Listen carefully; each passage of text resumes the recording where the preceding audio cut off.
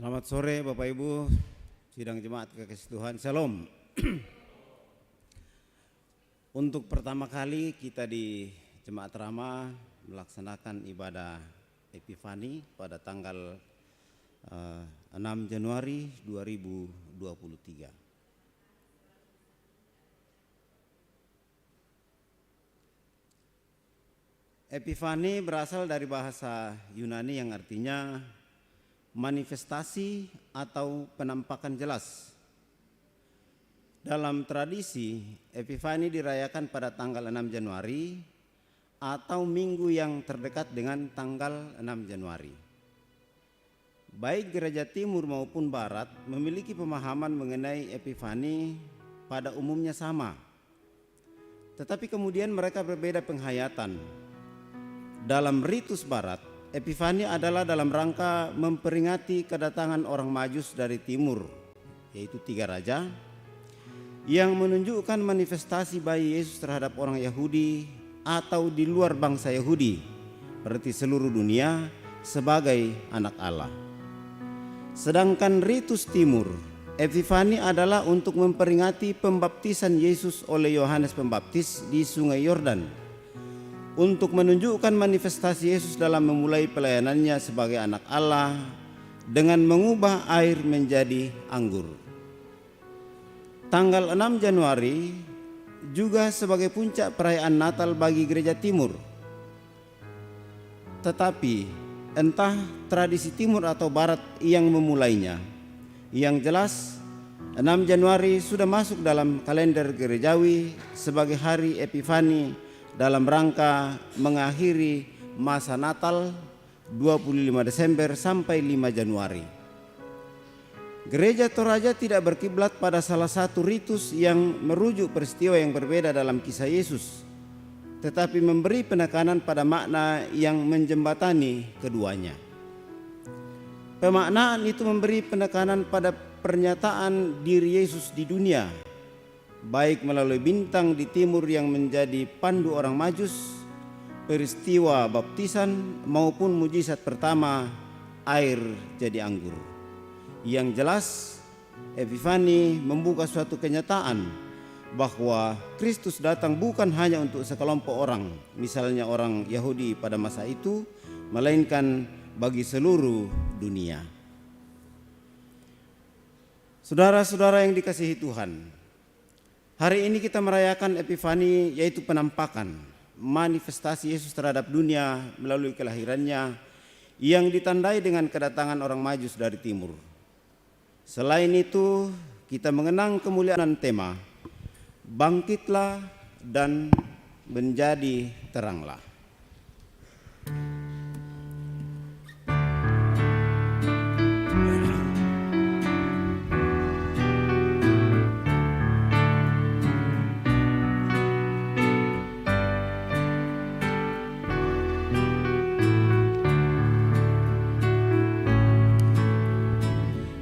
Yesus telah datang memberi sukacita, Alfa Omega dan firman kekal, Allah sejati dan Maha Pencipta, bagai manusia kita kenal. Sorga dan bumi siarkan berita, Yesus telah datang memberi sukacita.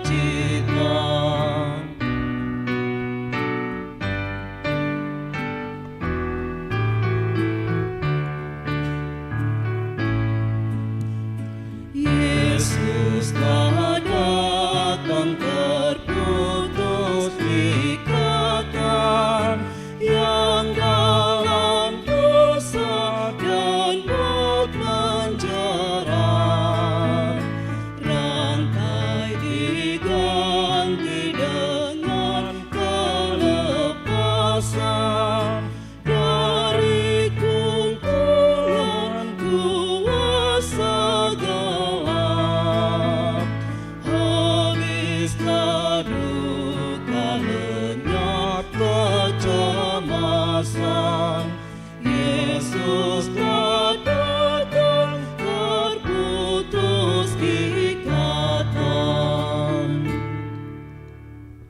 Saudara-saudara, pertolongan kita adalah dalam nama Tuhan yang menjadikan langit dan bumi.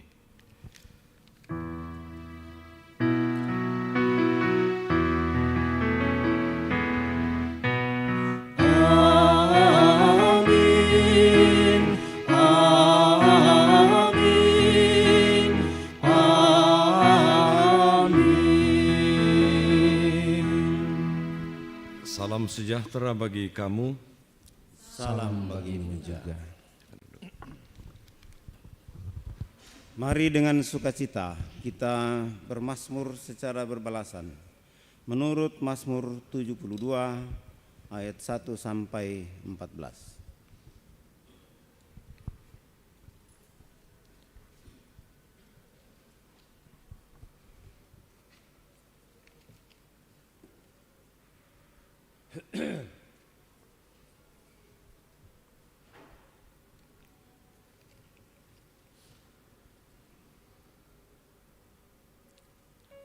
Mazmur 72 ayat 1 sampai 14.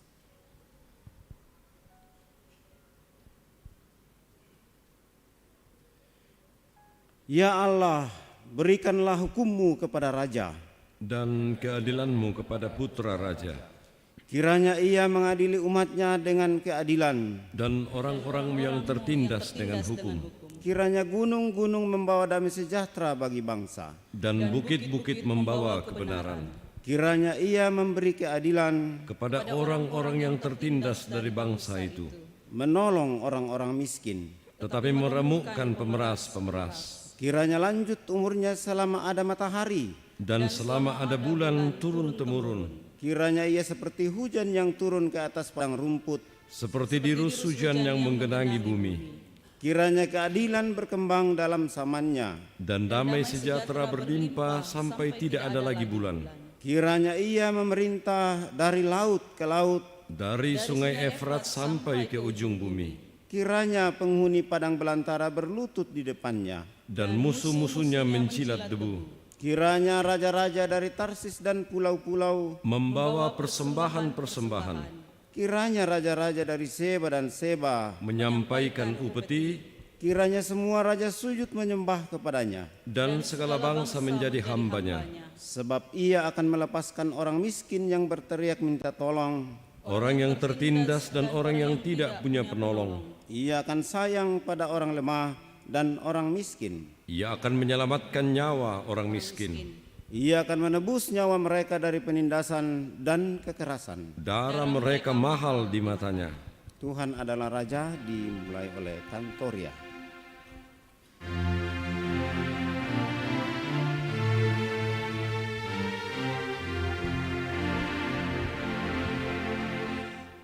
Tuhan adalah Raja dunia. Orang gemetar, bumi pun gempar.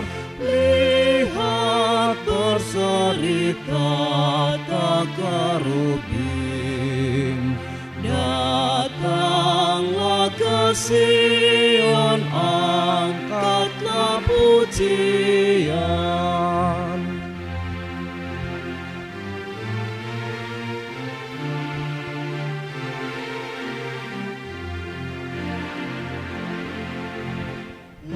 Layak bagimu hormat dan syukur.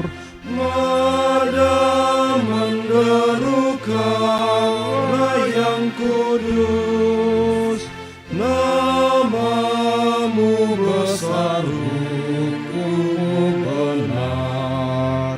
Kami memasyurkan hak yang Kau lakukan.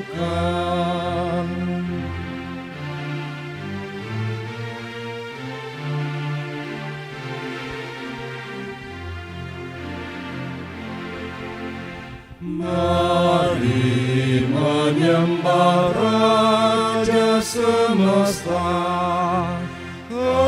Agungkan terus tata Sang Kudus, dan tumpuannya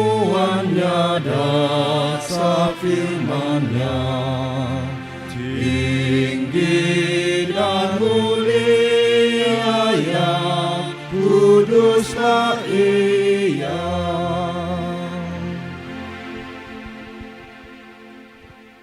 Dalam pengakuan dosa kita pada saat ini,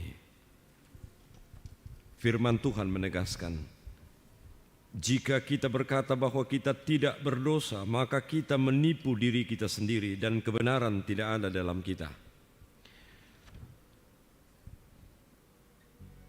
Mari sejenak masing-masing kita tunduk dan mengaku dosa kita kepada Tuhan.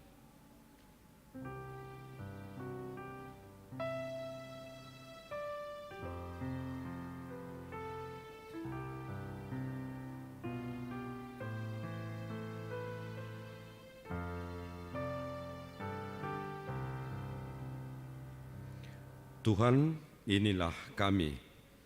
Ampunilah dan kasihanilah kami, ya Tuhan, dari kungkungan duka kelam.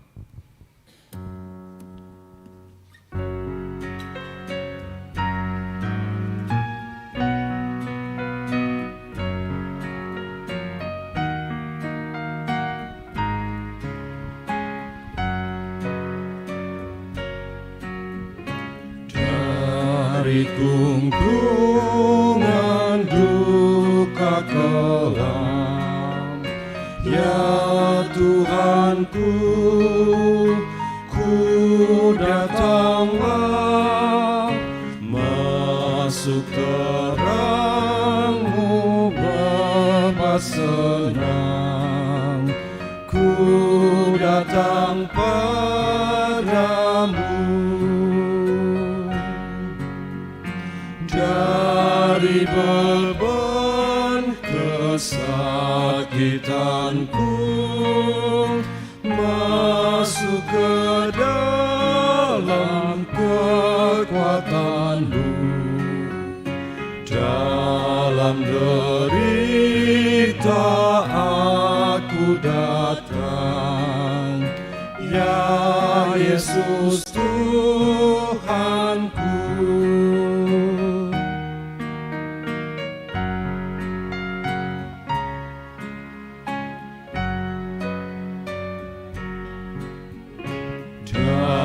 Dari dera kepapaanku, ya Tuhanku, ku datanglah dan mengecap kekayaan-Mu. Ku datang padamu. Dari jelat keaibanku, pada salib-Mu ku berteduh. Dalam dosaku aku datang, ya Yesus Tuhanku. Kepada kamu sekalian yang tunduk dalam penyesalan, berita anugerah dari Allah dinyatakan kembali. Sebab kamu telah dibeli dan harganya telah lunas dibayar, karena itu muliakanlah Allah dengan tubuhmu. Berlimpah sukacita di hatiku.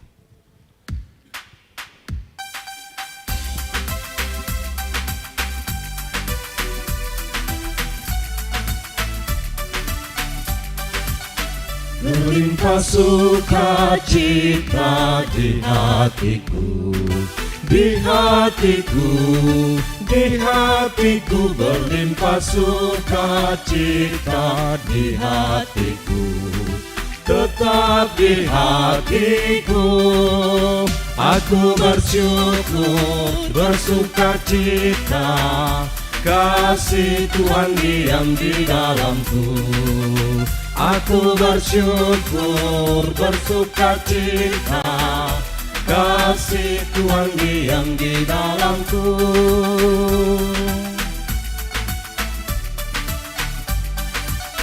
Damai sejahtera melampaui akal di hatiku, Di hatiku damai sejahtera melampaui akal di hatiku. Tetap di hatiku, aku bersyukur, bersukacita, kasih Tuhan diam di dalamku. Aku bersyukur, bersukacita, kasih Tuhan diam di dalamku.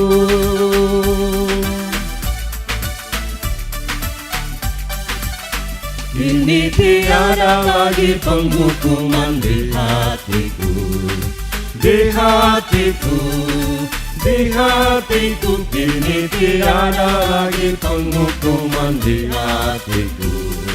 Tetap di hatiku, aku bersyukur, bersukacita, kasih Tuhan diam di dalamku. Aku bersyukur, bersukacita, kasih Tuhan diam di dalamku. Dalam ibadah kita saat ini, saudara, baik yang ada dalam gedung gereja ini, dalam ruang ibadah ini maupun yang ada di rumah, kita akan membaca 3 bagian perikop firman Tuhan. Pertama nanti dari Yesaya pasal 60 ayat 1 sampai ayat yang ke-6, bacaan utama. Yang kedua Efesus pasal 3 ayat 1 sampai 13. Dan terakhir nanti dari Injil Matius pasal 2 ayat 1 sampai ayat yang ke-12. Untuk ketiga bacaan firman Tuhan ini mari kita berdoa. Bapa di sorga, kami selalu mengucap syukur untuk semua hal yang terbaik yang Tuhan karuniakan dalam hidup kami. Dalam peringatan Epifani pada saat ini, kami akan membaca mendengarkan firman-Mu Tuhan. Mampukan kami mengertinya, memaknainya dan menjalaninya dalam seluruh bagian kehidupan kami ke depannya. Berbicaralah kepada kami Tuhan, ampuni salah dosa kami, kami siap mendengarkan Engkau. Dalam nama Yesus kami berdoa. Amin.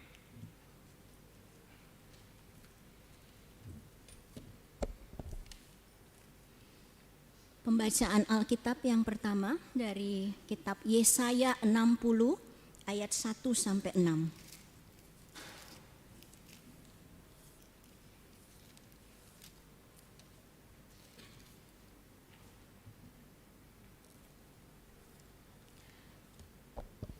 Bangkitlah, menjadi teranglah, sebab terangmu datang dan kemuliaan Tuhan terbit atasmu. Sebab sesungguhnya kegelapan menutupi bumi dan kekelaman menutupi bangsa-bangsa. Tetapi terang Tuhan terbit atasmu dan kemuliaannya menjadi nyata atasmu.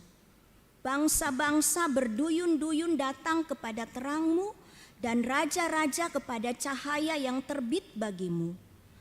Angkatlah mukamu dan lihatlah ke sekeliling, mereka semua datang berhimpun kepadamu. Anak-anakmu laki-laki datang dari jauh dan anak-anakmu perempuan digendong. Pada waktu itu engkau akan heran melihat dan berseri-seri, engkau akan tercengang dan akan berbesar hati, sebab kelimpahan dari seberang laut akan beralih kepadamu dan kekayaan bangsa-bangsa akan datang kepadamu. Sejumlah besar unta akan menutupi daerahmu, unta-unta muda dari Midian dan Eva. Mereka semua akan datang dari Sheba, akan membawa emas dan kemenyan, serta memberitakan perbuatan masyhur Tuhan. Amin.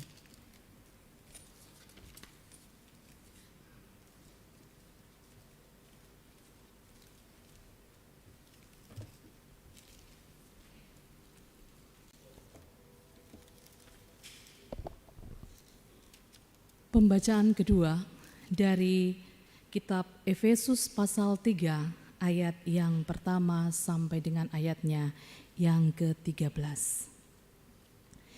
Efesus pasal 3 ayat yang pertama sampai dengan ayatnya yang ke-13. Firman Tuhan.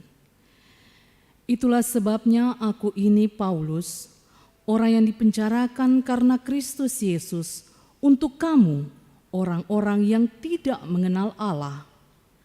Memang kamu telah mendengar tentang tugas penyelenggaraan kasih karunia Allah yang dipercayakan kepadaku karena kamu, yaitu bagaimana rahasianya dinyatakan kepadamu dengan wahyu, seperti yang telah kutulis di atas dengan singkat. Apabila kamu membacanya, kamu dapat mengetahui daripadanya pengertianku akan rahasia Kristus yang pada zaman angkatan-angkatan dahulu tidak diberitakan kepada anak-anak manusia, tetapi yang sekarang dinyatakan di dalam Roh kepada rasul-rasul dan nabi-nabinya yang kudus, yaitu bahwa orang-orang bukan Yahudi karena berita Injil turut menjadi ahli-ahli waris dan anggota-anggota tubuh dan peserta dalam janji yang diberikan dalam Kristus Yesus. Dari Injil itu aku telah menjadi pelayannya menurut pemberitaan kasih karunia Allah yang dianugerahkan kepadaku sesuai dengan pengerjaan kuasanya. Kepadaku yang paling hina di antara segala orang kudus telah dianugerahkan kasih karunia ini untuk memberitakan kepada orang-orang bukan Yahudi kekayaan Kristus yang tidak terduga itu, dan untuk menyatakan apa isinya tugas penyelenggaraan rahasia yang telah berabad-abad bersembunyi dalam Allah yang menciptakan segala sesuatu, supaya sekarang oleh jemaat diberitahukan pelbagai ragam hikmat Allah kepada pemerintah-pemerintah dan penguasa-penguasa di sorga, sesuai dengan maksud abadi yang telah dilaksanakannya dalam Kristus Yesus Tuhan kita. Di dalam Dia kita beroleh keberanian dan jalan masuk kepada Allah dengan penuh kepercayaan oleh iman kita kepadanya. Sebab itu aku minta kepadamu, supaya kamu jangan tawar hati melihat kesesakanku karena kamu, karena kesesakanku itu adalah kemuliaanmu. Amin. Firman Tuhan. Haleluya.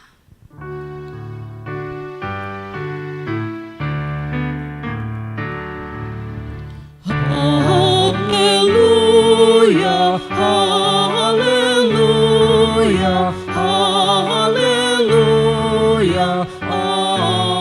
amin. Saudara-saudara, kita membaca firman Tuhan dari Injil Matius pasal 2 ayat 1 sampai ayat yang ke-12. Firman Tuhan demikian.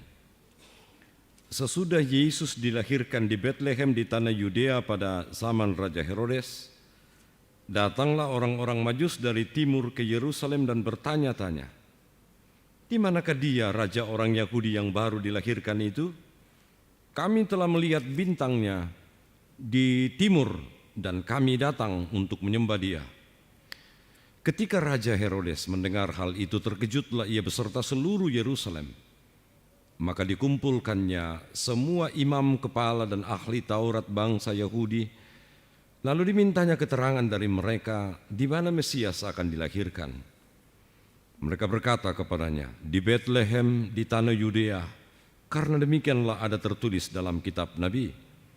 Dan engkau Betlehem tanah Yehuda, engkau sekali-kali bukanlah yang terkecil di antara mereka yang memerintah Yehuda, karena daripadamulah akan bangkit seorang pemimpin yang akan menggembalakan umatku Israel." Lalu dengan diam-diam Herodes memanggil orang-orang Majus itu dan dengan teliti bertanya kepada mereka, bila mana bintang itu nampak. Kemudian ia menyuruh mereka ke Betlehem, katanya, "Pergi dan selidikilah dengan seksama hal-hal mengenai anak itu. Dan segera sesudah kamu menemukan dia, kabarkanlah kepadaku supaya aku pun datang menyembah dia." Setelah mendengar kata-kata raja itu, berangkatlah mereka, dan lihatlah, bintang yang mereka lihat di timur itu mendahului mereka hingga tiba dan berhenti di atas tempat di mana anak itu berada. Ketika mereka melihat bintang itu, sangat bersukacitalah mereka. Maka masuklah mereka ke dalam rumah itu dan melihat anak itu bersama Maria ibunya, lalu sujud menyembah Dia. Mereka pun membuka tempat harta bendanya dan mempersembahkan persembahan kepadanya, yaitu emas, kemenyan, dan mur. Dan karena diperingatkan dalam mimpi supaya jangan kembali kepada Herodes, maka pulanglah mereka ke negerinya melalui jalan lain. Amin. Kurre sumangak puang.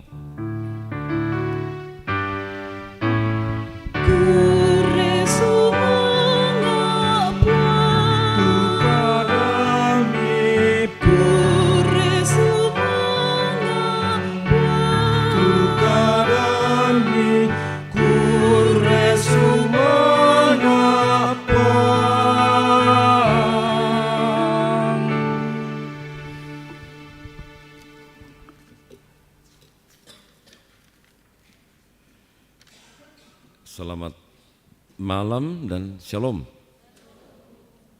Ya, hari ini kita bersama-sama memaknai hari Epifani, dan dari liturgos tadi sudah menggambarkan kepada kita pembukaan dari liturgi ini tentang apa itu Epifani.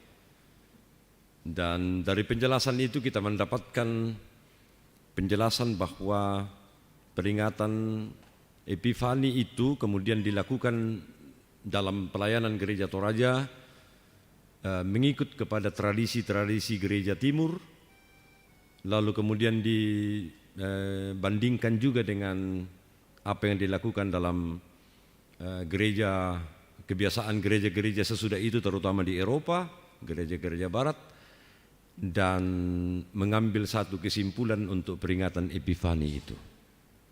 Saya tadi bercakap-cakap dengan majelis gereja di konsistori.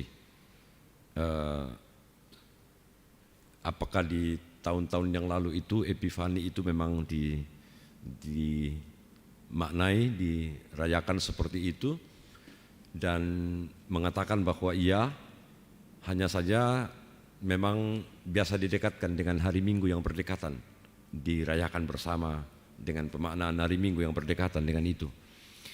Tidak salah juga karena memang kesempatan itu dibuka seluas-luasnya dalam liturgi Gereja Toraja. Boleh seperti itu, tapi kita pada saat ini melakukannya di tanggal yang terpisah, di tanggal 6 Januari pada hari ini. Nah, saudara-saudara, yang paling penting untuk kita maknai sebenarnya melalui peringatan Epifani ini ada beberapa peristiwa yang dikaitkan dengan peristiwa itu, yaitu misalnya pembaptisan Yesus oleh Yohanes Pembaptis di Sungai Yordan, dan kemudian kedatangan orang-orang Majus juga, perikop pembacaan kita tadi dari kitab Injil, lalu kuasa Roh Kudus yang kemudian menyatakan tentang siapa Yesus melalui selesainya pembaptisan itu. Dari semua kisah itu, saudara-saudara, satu yang sangat jelas sekali, yaitu tentang bagaimana kemuliaan Kristus boleh nampak dan ditangkap oleh orang-orang yang setia mengikut Tuhan atau rindu untuk mengalami kuasa kemuliaan Tuhan itu dalam hidupnya. Sehingga berita dari kitab Injil tadi menceritakan tentang orang-orang Majus. Saudara-saudara, Epifani juga kemudian dijelaskan tadi bahwa kalaupun itu kemudian kita lakukan pada hari ini tanggal 6 Januari, itu sekaligus kemudian menetapkan akhir dari perayaan-perayaan Natal yang kemudian kita lakukan di belakang ini. Sehingga hal yang muncul sesudah kelahiran Yesus itu, makna yang sangat jelas yang muncul sesudah kita merayakan Natal itu, kelahiran Yesus itu, adalah bagaimana kemuliaan Allah di dalam Yesus Kristus yang berupa anak kecil itu dapat kemudian mempengaruhi kehidupan orang-orang yang datang rindu, setia, mencari jalan Tuhan. Seperti misalnya orang-orang Majus. Nah, saudara-saudara, ini menjadi perenungan penting bagi kita, khususnya di hari di mana kita memperingati dan memaknai Epifani itu hari ini. terutama ketika kita berbicara tentang situasi kehidupan kita. Jadi kalau kita berbicara tentang situasi kehidupan kita hari ini, saudara-saudara, mari kita membawa dan memaknai itu dengan apa yang terjadi. Situasi kehidupan pada saat Yesus menampakkan kemuliaan yang luar biasa dari Allah Bapa di sorga. Situasinya pada saat itu, saudara-saudara, adalah setelah kelahirannya, lalu kemudian ada orang-orang Majus yang datang menyembah Dia. Ini bukan peristiwa kebetulan, ini bukan kejadian yang tiba-tiba, tetapi dikatakan bahwa orang Majus itu datang dari tempat yang sangat jauh, ribuan kilometer bahkan ya catatan, kalau itu di Persia atau bahkan Iran menuju ke Israel, ke Yerusalem atau ke Bethlehem, itu ribuan kilometer, bisa sampai ribuan kilometer. Dan mengapa bisa mereka orang Majus ini datang ke Bethlehem? Bukan pasti, ini bukan pasti apa? Ini pasti bukan kejadian tiba-tiba atau tidak disengaja. Mengapa demikian? Karena ada bintang yang mereka lihat dan menuntun perjalanan mereka. Bahkan terakhir dikatakan dalam Injil Matius tadi bahwa di Bethlehem itu kelihatan lagi bintang yang mereka lihat di timur itu, nampak bagi mereka dan itu membuat mereka bersuka cita. Jadi atas petunjuk bintang. Nah, saudara-saudara, persoalan kemudian menjadi luar biasa ketika pertanyaannya begini. Mengapa orang di Yerusalem yang sangat dekat, hanya sekitar 7 km ke Bethlehem, di kota agama Yahudi itu, tidak ada satu orang pun yang tahu bahwa jaraknya dari kita ke sana ke Bethlehem itu 7 km. Di sana ternyata lahir juru selamat dunia. Itu pertanyaan sekaligus persoalan. Mengapa orang ribuan kilometer dari timur itu justru mereka semangat untuk datang ke Bethlehem, mencari bayi Yesus yang dilahirkan itu. Saudara-saudara, ada satu hal ternyata yang kemudian tidak dialami oleh orang-orang di Yerusalem, termasuk pemuka-pemuka agama. Kalau kita perhatikan tadi Injil Matius menceritakan begini. Orang Majus itu tiba-tiba menghadapi Raja Herodes. Lalu mengatakan, di mana anak yang dijanjikan itu lahir? Bingunglah semua orang. Bertanya-tanya Herodes. Dipanggillah itu pemuka-pemuka agama, orang yang mengerti tentang firman Tuhan. Dipelajarilah itu kemudian adakan nubuat nabi-nabi di masa yang lalu dan lain sebagainya. Lalu tiba-tiba mereka baru kemudian membuka-buka kitab mereka sendiri yang sehari-hari ada dalam genggaman mereka, kitab-kitab suci itu. Mereka baru buka pada saat itu. Pertanyaan, mengapa mereka baru buka pada saat itu? Mereka, oh iya ada di Bethlehem. Lalu Herodes mengatakan, di Bethlehem, kamu ke Bethlehem. Nah, jadi saudara-saudara, yang menarik di situ adalah orang yang seharusnya mengerti, tapi tidak mengerti pada akhirnya. Orang yang pertama diberikan petunjuk dari perjanjian lama tentang kelahiran itu, tentang kedatangan juru selamat itu, pada akhirnya pada masa krusial itu mereka justru yang tidak mengerti.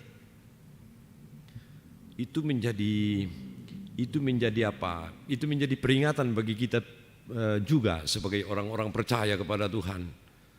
Jadi kalau saya mau bertanya kepada masing-masing kita yang kemudian datang beribadah pada saat ini, termasuk kepada saudara-saudara dan semua orang tua saya di rumah, kalau saya bertanya, sudah berapa lama kita ikut Tuhan? Sudah berapa lama kita percaya kepada Tuhan? Jawaban kita bisa berbeda-beda. Mungkin ada kita yang sudah puluhan tahun, bahkan saya menjadi pelayan Tuhan puluhan tahun dan lain sebagainya. Atau mungkin juga ada kita yang mengatakan baru waktunya sangat singkat karena saya baru mengaku Yesus Kristus sebagai Tuhan dan Juru Selamat. Oke, tidak masalah. Yang masalah itu saudara-saudara adalah ketika kita seperti pemuka agama ini dan semua orang di Yerusalem ketika Yesus telah lahir. Mereka kok lupa bahwa ternyata Tuhan telah menjanjikan sesuatu yang luar biasa dari awal kehidupan mereka dan awal kehidupan kita semua. Kira-kira apa yang membuat itu terjadi? Kira-kira apa yang membuat itu dalam kehidupan kita terjadi? Melupakan janji Tuhan di awal dari bagian kehidupan kita. Mengapa kita lupa? Pengalaman orang Israel dalam Yesaya pasal 60 ayat 1 sampai 6 menjadi gambaran jelas bagi kita. Bacaan utama kita saat ini. Untuk kita ketahui bersama saudara-saudara, kondisi dari Yesaya pasal 60 itu adalah ketika bangsa Israel merasakan penderitaan yang luar biasa karena mereka dihukum oleh Tuhan melalui pembuangan mereka ke Babel. Mereka tidak punya masa depan, mereka merasakan kesulitan dalam kehidupan mereka, mereka tidak bisa memandang masa depan dengan lebih baik. Sama sekali suasana kehidupan mereka gelap. Nah, ternyata kondisi itu membuat orang Israel mulai lupa bahwa ternyata Allah telah pertama menyelamatkan mereka, lalu kepada nenek moyang mereka telah dijanjikan akan janji keselamatan itu bahkan untuk diberkati turun-temurun. Mereka lupa semua itu sehingga dalam Yesaya pasal 60 ayat 1 sampai 6 janji Tuhan itu diulangi diberitakan kepada mereka. Dan intinya saudara-saudara adalah dari ayat 6, di ayat 6 itu Tuhan mengatakan begini, bahwa Tuhan yang telah selama ini memegang dan menuntun mereka dalam kehidupan mereka sekalipun mereka tidak mengakui itu. Yang kedua, mereka betul-betul selama ini tidak dilupakan oleh Tuhan. Bayangkan kalau Tuhan mengatakan kepada mereka dalam penderitaan mereka, aku tidak melupakan kamu sekalipun hari ini kamu menderita. Aku tidak melupakan kamu seandainya kamu pun sekarang ini sakit. Aku tidak melupakan kamu sekalipun terjadi peristiwa misalnya yang menggemparkan kita peristiwa tadi malam atau tadi subuh ya. Ketika ada keluarga yang kemudian mengejar pesawat untuk berangkat ke Papua, lalu kecelakaan di Pindrang kalau saya tidak salah ya, di Segeri. Tentu itu duka cita ya, karena ada tiga anggota keluarga yang meninggal dalam waktu yang sesaat itu. Bayangkan itu saudara-saudara. Kalau dalam kondisi seperti itu Tuhan kemudian mengatakan, aku tetap tidak melupakan engkau sekalipun kamu mengalami duka cita yang mendalam seperti ini. Lalu kemudian saudara-saudara,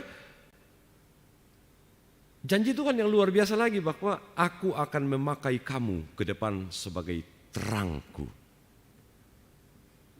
Aku akan memakai kamu menjadi terang bagi bangsa-bangsa. Semua orang yang tidak mengenal aku awalnya akan mengenal aku karena kamu telah menjadi terangku dalam kehidupan ini. Oh, itu pun luar biasa kan saudara-saudara. Kita ini siapa sih kita ini kan? Kalau kita berdoa bagi kita supaya kita jangan kaget bahwa situasi kita kehidupan kita ke depan ini, kalau siapa tahu itu berjalan dalam keadaan yang tidak normal, kita harus tahu diri kita. Kalau situasi kita, kehidupan kita ke depan ini lebih sulit daripada tahun-tahun yang lalu, supaya kita jangan bingung, supaya kita jangan kaget, kita harus tahu dulu siapa kita ini sebenarnya di hadapan Tuhan.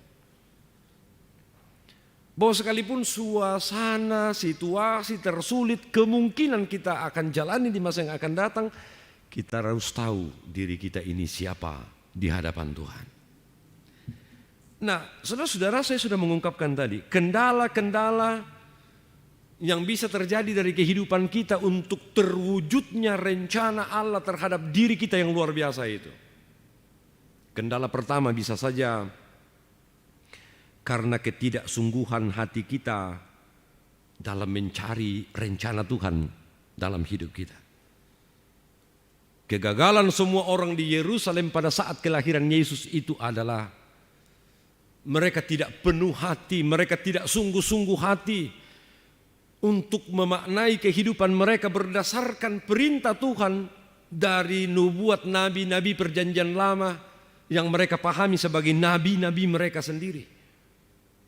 Bayangkan itu, dalam kehidupan mereka selalu terbuka dengan nubuatan para nabi. Tapi mengapa mereka tidak tahu bahwa perwujudan dari nubuatan para nabi itu yang paling penting adalah kelahiran Mesias di Bethlehem, 7 km dari Yerusalem?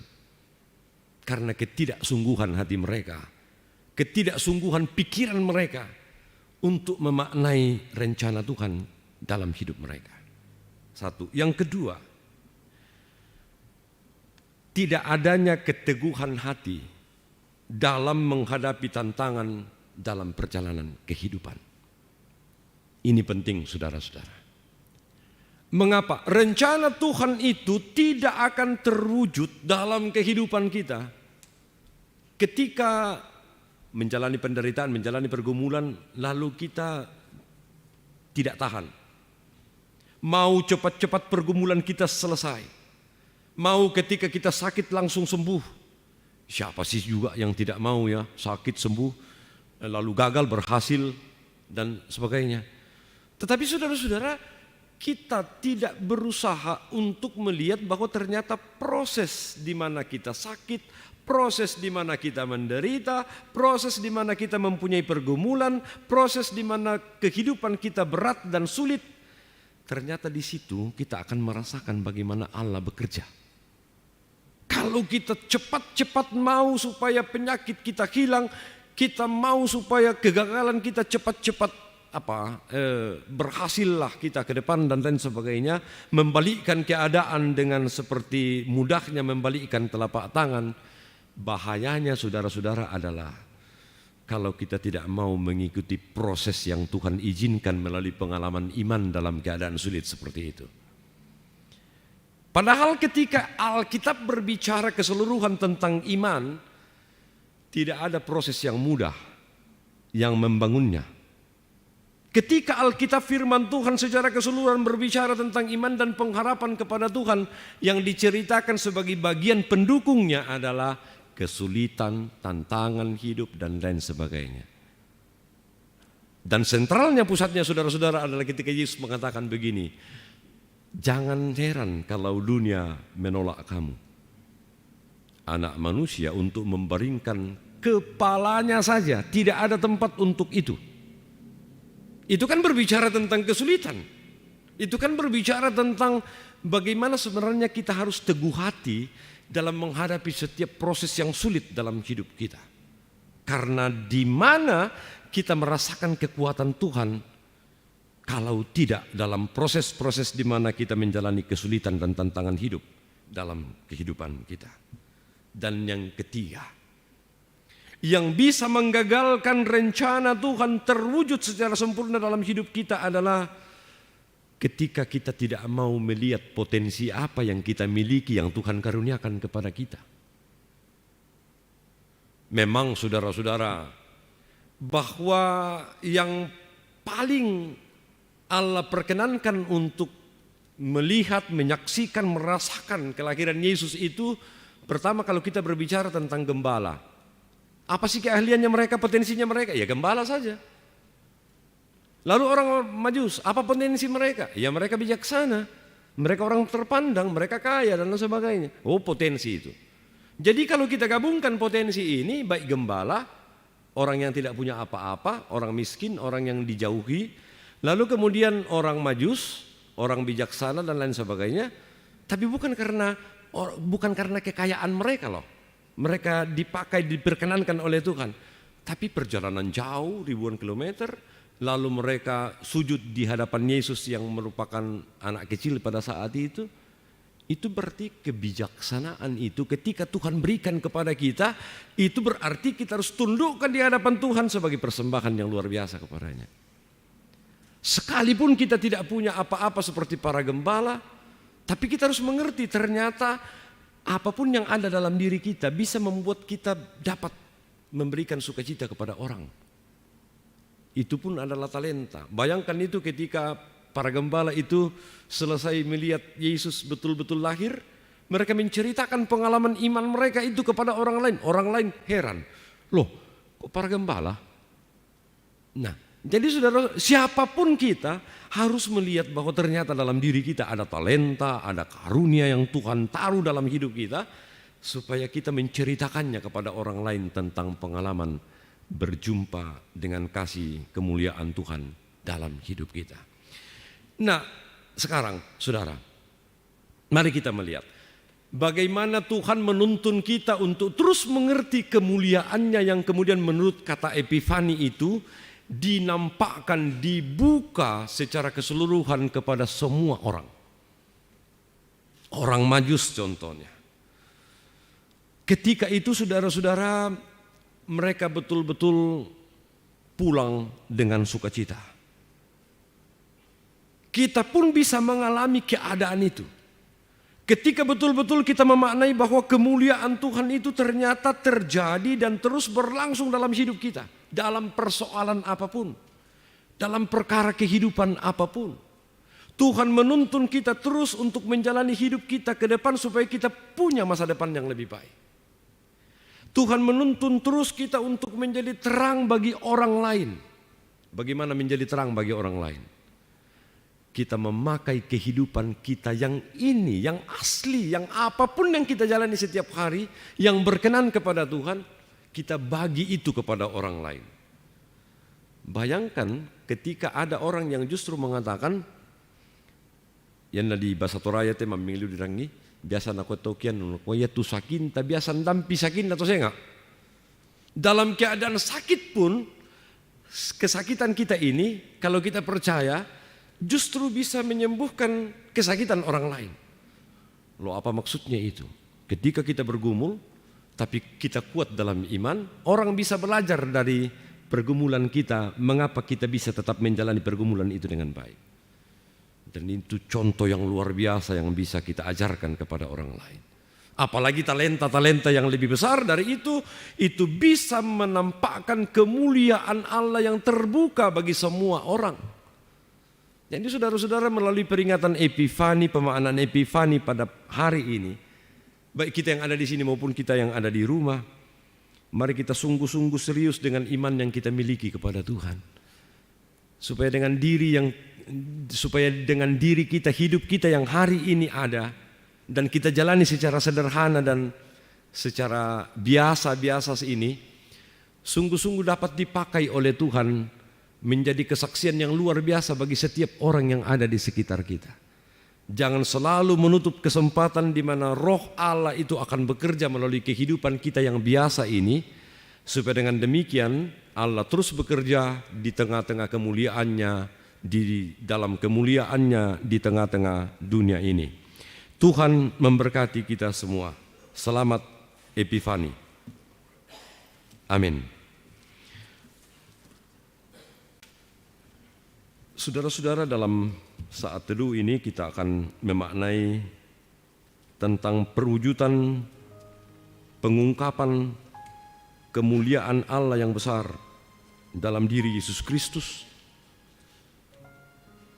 untuk kita alami di sepanjang hidup kita ke depan ini, terlebih dalam suasana kesulitan, kesukaran yang terjadi dalam hidup kita ke depan.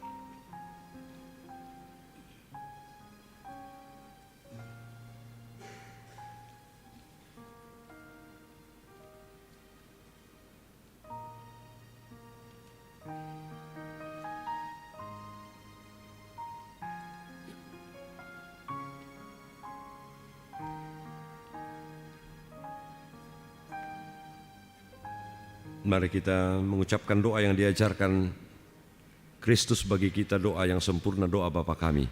Bapa kami yang di sorga, dikuduskanlah namamu, datanglah kerajaan-Mu. Jadilah kehendak-Mu di bumi seperti di sorga. Berikanlah kami pada hari ini makanan kami yang secukupnya. Dan ampunilah kami akan kesalahan kami, seperti kami juga mengampuni orang yang bersalah kepada kami. Dan jangan bawa kami ke dalam pencobaan, tetapi lepaskanlah kami daripada yang jahat. Karena Engkau yang mempunyai kerajaan dan kuasa dan kemuliaan sampai selama-lamanya. Amin. Kita akan mengucapkan pengakuan iman kita, dan dalam pemaknaan atau peringatan Epifani pada saat ini kita akan mengucapkan pengakuan iman kita berdasarkan pengakuan Nisea Konstantinopel dalam rumusan perkataan seperti ini. Aku percaya kepada satu Allah, Bapa yang Maha Kuasa, Pencipta langit dan bumi dan segala yang kelihatan dan yang tidak kelihatan, dan kepada satu Tuhan, Yesus Kristus, satu-satunya anak Allah yang diperanakkan dari Bapa sebelum alam semesta. Allah dari Allah, terang dari terang, Allah yang sejati dari Allah yang sejati, diperanakkan, bukan dicipta, sehakikat dengan Sang Bapa, oleh siapa segala sesuatu dicipta, yang untuk kita manusia dan untuk keselamatan kita telah turun dari sorga dan diinkarnasikan oleh Roh Kudus dari anak darah Maria dan dijadikan manusia. Ia telah disalibkan juga bagi kita di bawah pemerintahan Pontius Pilatus. Ia menderita dan dikuburkan, dan pada hari ketiga ia bangkit kembali sesuai dengan kitab suci dan naik ke sorga dan duduk di sebelah kanan Bapa, dan ia akan datang kembali dengan kemuliaan untuk menghakimi orang yang hidup dan yang mati, yang kerajaannya tak akan berakhir. Dan aku percaya kepada Roh Kudus, Tuhan dan pemberi kehidupan, yang keluar dari Bapa dan Anak, yang bersama-sama dengan Bapa dan Anak disembah dan dimuliakan, yang telah berfirman dengan perantaraan para nabi. Dan aku percaya satu gereja yang am dan rasuli. Aku mengakui satu baptisan untuk pengampunan dosa, dan aku menantikan kebangkitan orang mati dan kehidupan di dunia yang akan datang. Amin. Hormat bagi Allah Bapa.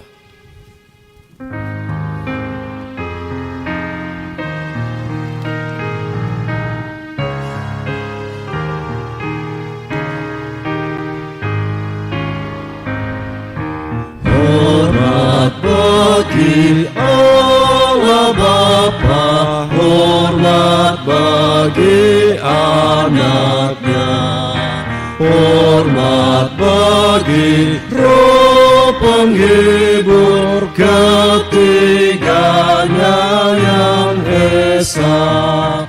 Haleluya, haleluya, ketiganya yang esa.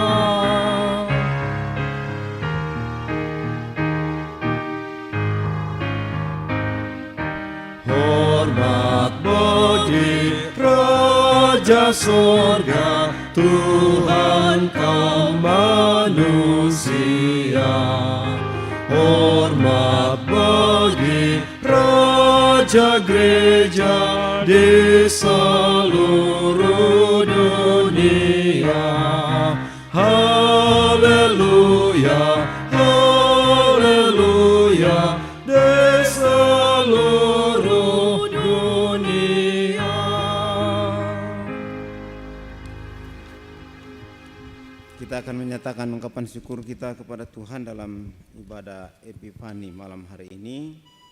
Dan untuk memberikan persembahan, dengarkanlah nas firman Tuhan dari Roma 12 ayat 1. Karena itu saudara-saudara, demi kemurahan Allah aku menasihatkan kamu, supaya kamu mempersembahkan tubuhmu sebagai persembahan yang hidup, yang kudus dan yang berkenan kepada Allah. Itulah ibadahmu yang sejati.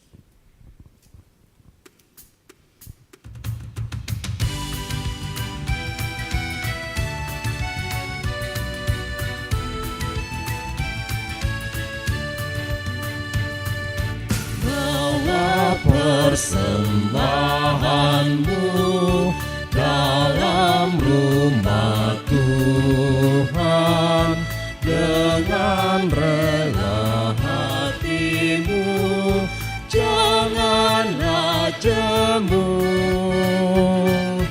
Bawa persembahan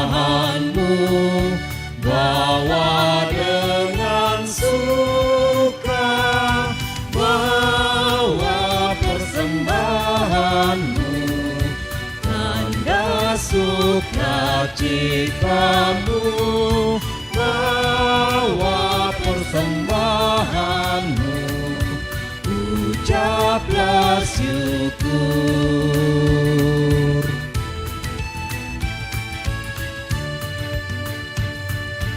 Rahmat Tuhan padamu tidak tertandingi, oleh apa saja pun dalam dunia. Kasih dan karunia sudah kau terima, bawa persembahanmu, tanda sukacitamu, bawa persembahanmu, ucaplah syukur.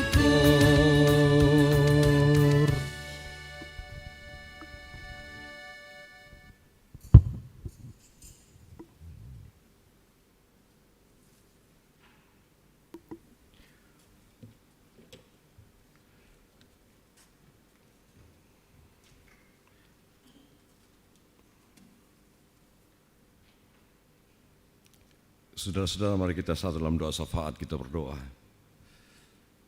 Terima kasih Tuhan jika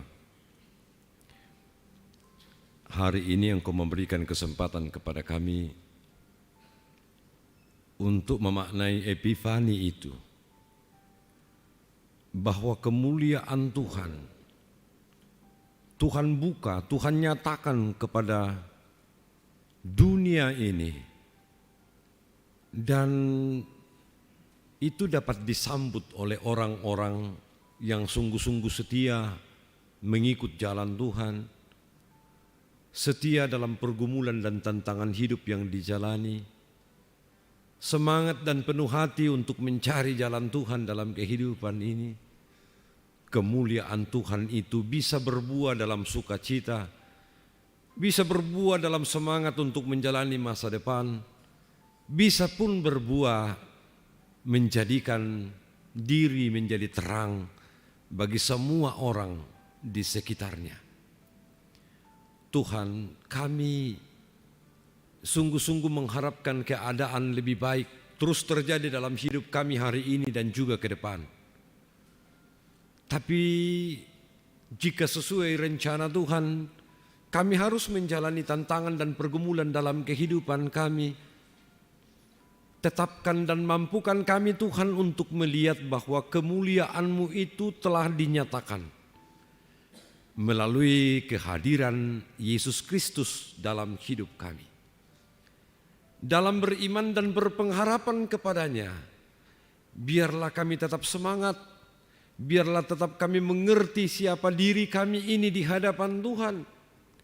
Biarlah kami memilih pilihan-pilihan yang seturut dengan kehendak Tuhan dan menghindarkan diri kami dari kepentingan diri kami sendiri, menjalani kehidupan dan masa depan hanya untuk kesenangan kami sendiri, tetapi murni kami mempersembahkan hidup yang Tuhan berikan dan nyatakan sebagai berkat kepada kami, hanya untuk memancarkan kembali kemuliaan dari Tuhan itu kepada siapapun yang ada di sekitar kami.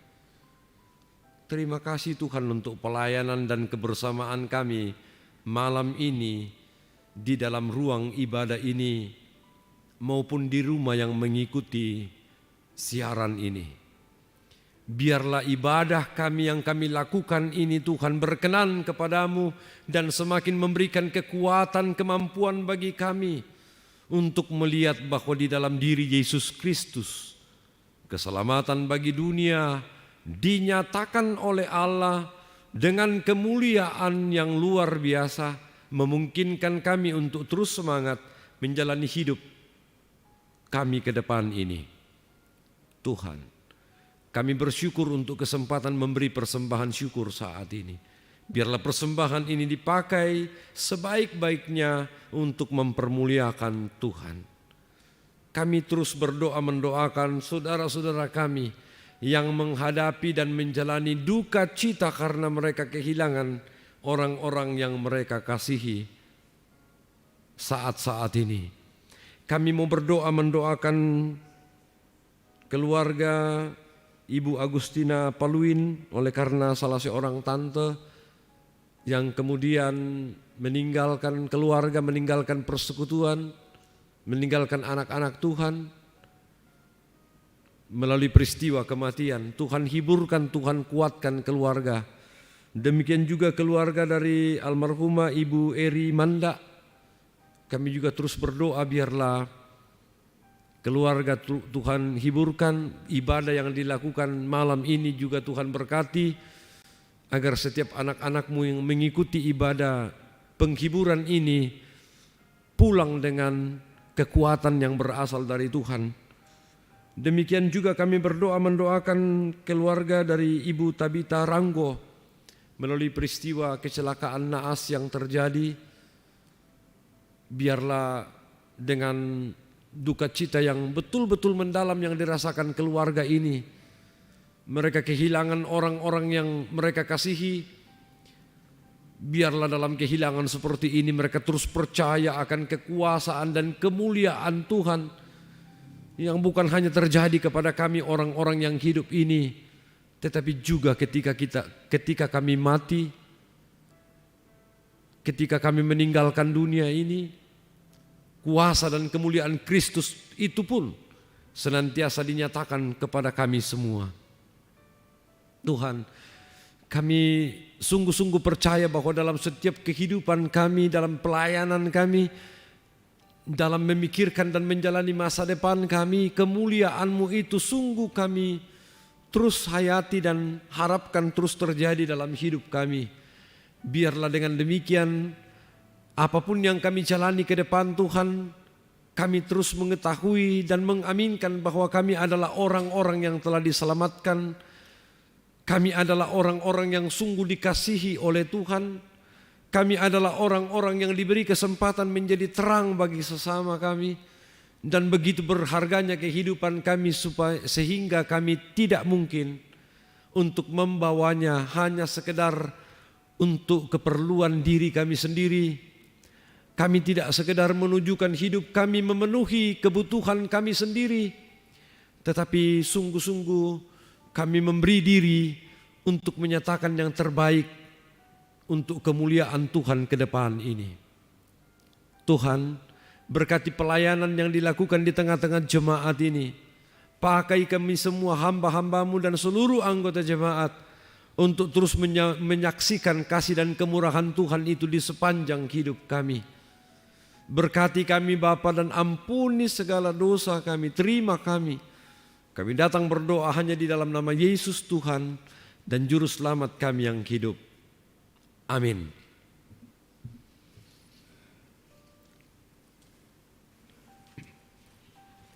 Saudara-saudara, mari kita mendengarkan petunjuk hidup baru. Jika matamu jahat, gelaplah seluruh tubuhmu. Jadi jika terang yang ada padamu gelap, betapa gelapnya kegelapan itu. Immanuel, Immanuel.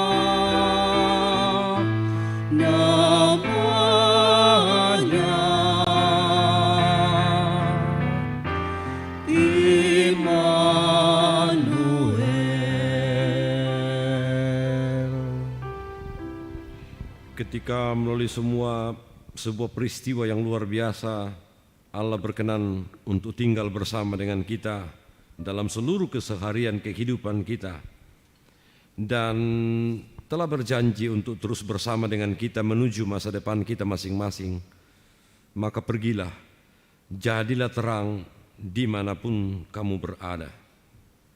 Oleh firman dan kuasa Roh Kudus, Kami siap menjadi terang dimanapun kami berada.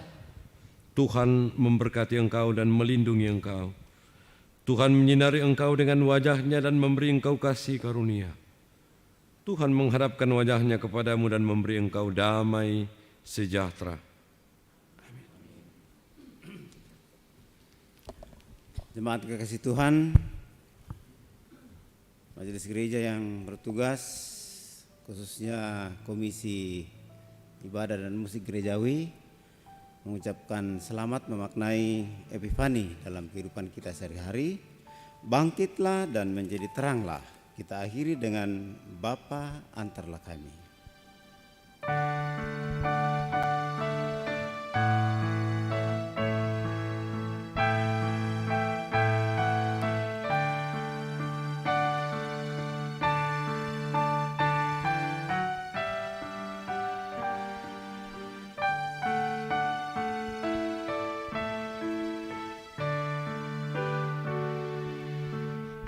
Bapa antarlah kami pulang ke rumah lagi, bila kami berkat-Mu dan curahkan kasih-Mu.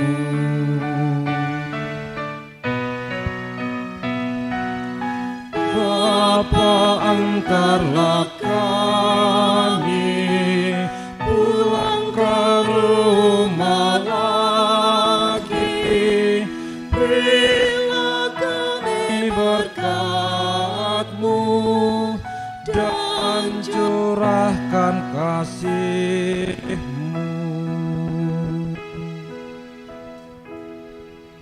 Demikian ibadah kita, selamat malam.